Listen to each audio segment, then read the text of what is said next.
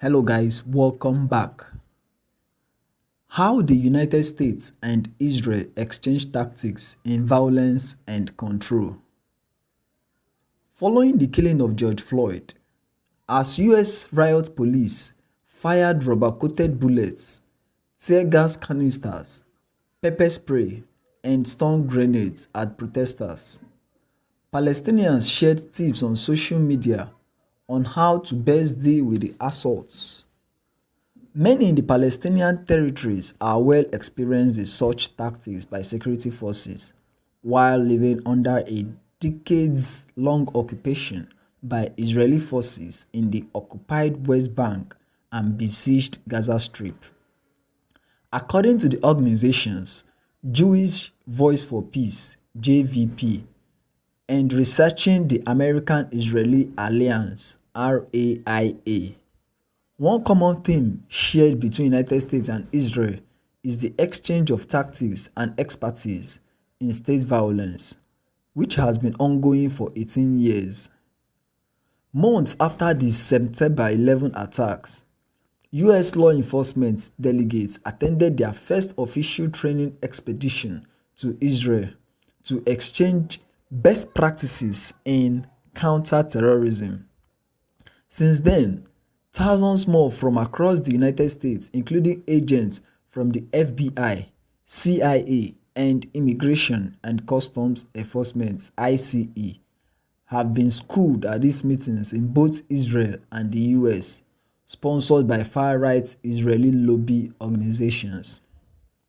But instead of promoting effective security for communities, the program facilitates an exchange of tactics used in police violence and control, including mass surveillance, racial profiling, and the suppression of protests and dissent, according to the JVP and RAIA's 2018 report titled Deadly Exchange, which details the extent of the cooperation. Among the thousands of US law enforcement officers who have reportedly participated in the exchange over the years was Anoka County, that's not Minneapolis Sheriff James Stewart, who traveled to Israel in December.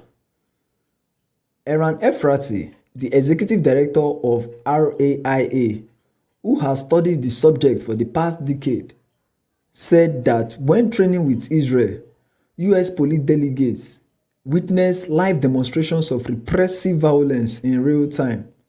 In protests across the West Bank, patrols in East Jerusalem, and visits to the Gaza border, delegates meet with the Shin Bet and chief officers in Israeli military prisons to discuss investigation tactics with Palestinian Authority agents and police to learn about how Israel uses their collaboration in suppressing Palestinian dissent, and with representatives from the Department of Defense and others to learn about Israeli security expertise, Efrati said.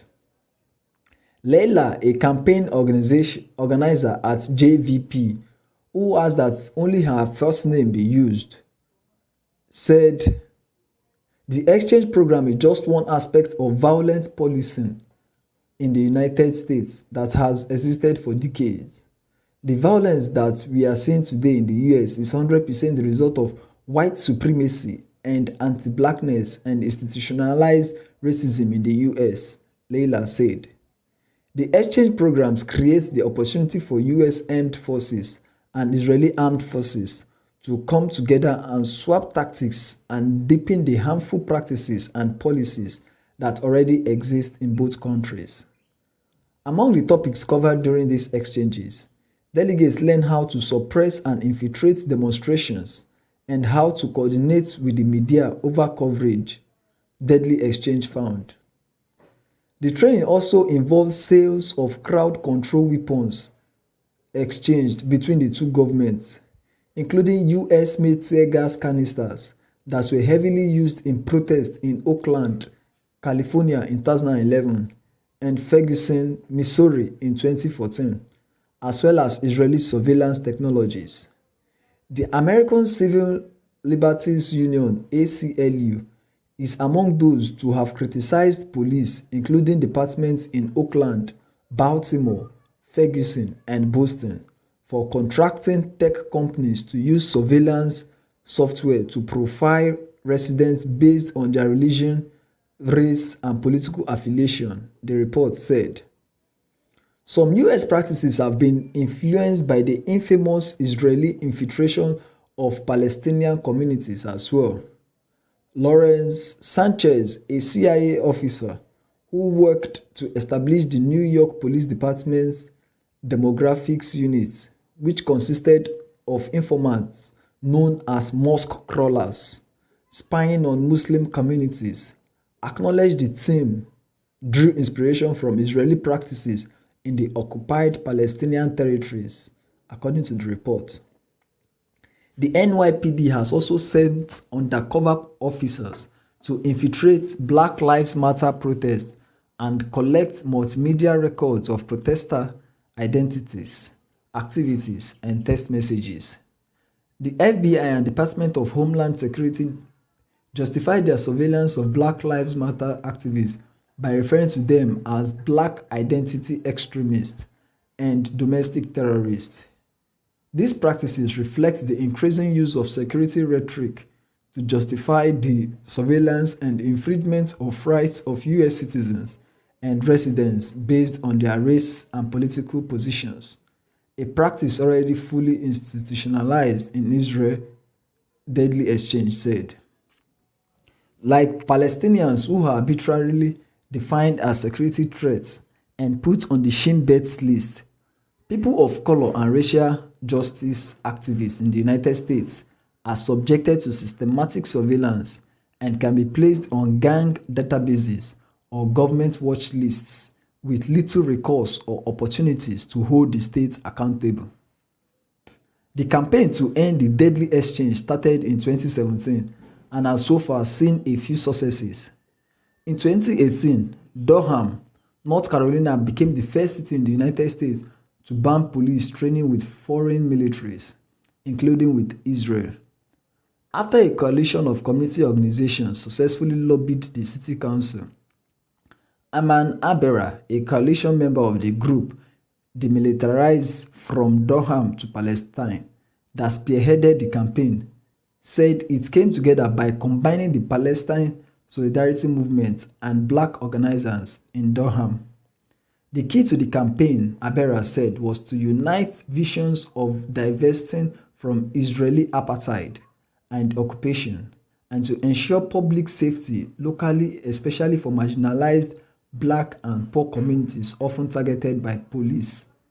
What Demilitarize is trying to do is build an internationalist movement to build a better world for everyone that is safe, where we have structures that support us, where we have healthcare and housing, and where we are not being threatened by state violence, Abera said.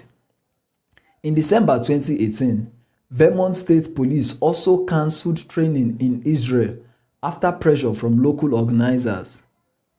Leila said campaigns to end police exchanges with foreign forces and states with well-documented histories of human rights abuses are ongoing in Seattle and Washington, D.C., as part of larger coalition efforts to defund and dismantle policing. In the wake of mass protests against police brutality worldwide since Floyd's killing, politicians have introduced legislation to reform police departments, while others believe that will not work and complete overhauls are necessary. There is a lot of power in communities and movements coming together, refusing to accept the structure and funding of police instead of their communities, refusing to accept that departments are trained and armed like the military, and the systemic and brutal violence they inflict on communities, Efati said. Organizers and movements are also coming together, calling for investment in their communities instead of military industries. In this moment, we are seeing some amazing results of this long-standing organizing. Wow, what a revelation. So guys, drop your comments in the comment section and don't forget to please subscribe to this channel. Thank you.